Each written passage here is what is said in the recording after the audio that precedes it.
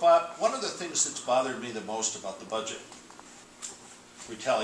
worker retaliation bill was that every poll showed that 2/3 of the people in Wisconsin opposed the elimination of collective bargaining for public employees. 2/3 of polls nationwide said they opposed the elimination of collective bargaining rights. And 76% of people polled in America knew what was going on in Wisconsin.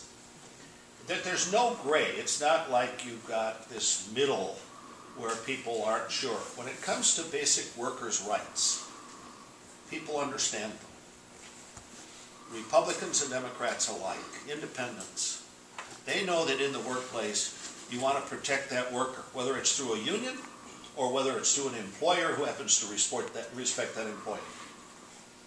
And you have many cases where you don't have a union, but you've got a boss who's darn good to those workers, who gives them family leave, who recognizes their situations, who makes sure they have time to attend their parent-teacher conferences and the like. That does it because they value the contribution of that employee to the workplace. That's the dignity that you expect whether you're a union worker or not.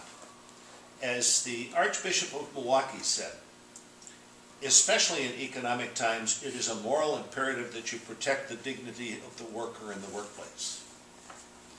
Because then, more than ever, if they're seeing a reduction in their dollars, they need to have an increase in their stature, in their place, in their security, or they become subservients. And so I really applaud the Archbishop for his strong statement.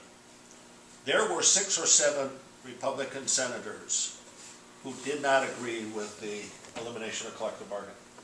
But they walked the plank for Governor Walker because he is a very strong-willed, top-down, demanding individual. And they decided to walk the party line rather than represent their constituents. My mail, statewide mail, was 4.5 to 1 in opposition to his proposal. I got over 20,000 emails in opposition. In district, it was about the same thing, 4 to 1, but it was about 8,500 to about 2,200, something like that. Strong. We've never seen mail that size. Never seen mail of that volume. And people feel very strongly about this. So there should have been a middle ground, because there could have been a middle ground. There was no disagreement. There is no disagreement on the fiscal matters. Governor Walker says he's there representing the middle class and the taxpayers, and that those demonstrators who are being organized by outside agitators, which I think is a real insult to the grandparents and uncles and aunts and children who are peacefully walking to express their concerns, somehow are tainted as though they're hostile aliens to Wisconsin. He says he's there for the taxpayers. Well, I put a proposal on his desk that said, Governor, if by April 1, this was presuming it would have passed it 2 weeks ago, by April 1, if the unions don't sign a collective bargaining bill, the state employees don't sign one that pays more for pension and health care, then it goes into effect. But you don't lose collective bargaining. But that portion would automatically go into effect. I did the same thing for local employees, only I gave them more time. So his refusal to accept that exposed his intentions. It was nothing more than a cynical ploy to try to break the backs of unions. If he wanted to break the backs of unions as a candidate, he should have said, here's my goal. I want to break the backs of those unions because I don't like how they're destroying the social fabric of Wisconsin, whatever. He didn't say that until after he was elected. So he deceived the people of Wisconsin and then continued to deceive them even when he promoted this bill. I've got some credibility on that because I'm one of 2 legislators that actually met in 2 negotiation sessions with the administration when we were in Illinois. Once was in Kenosha, Wisconsin, the other was in South Beloit at my insistence. And I have a proposal to him that lays out protection for collective bargaining and protection of the taxpayers. And he forgets that because his true intentions wasn't to just look out for the taxpayers, it was to destroy the unions.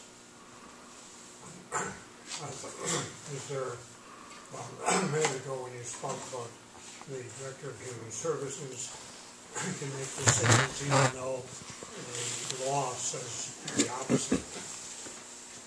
And you've spoken of other things too, but is there a legal recourse? I mean, can somebody bring a lawsuit against breaking the law in this kind of case? I don't know. Legislators can change the laws. I've seen some articles about the fact that some may try to challenge it, but I'm not a legal scholar.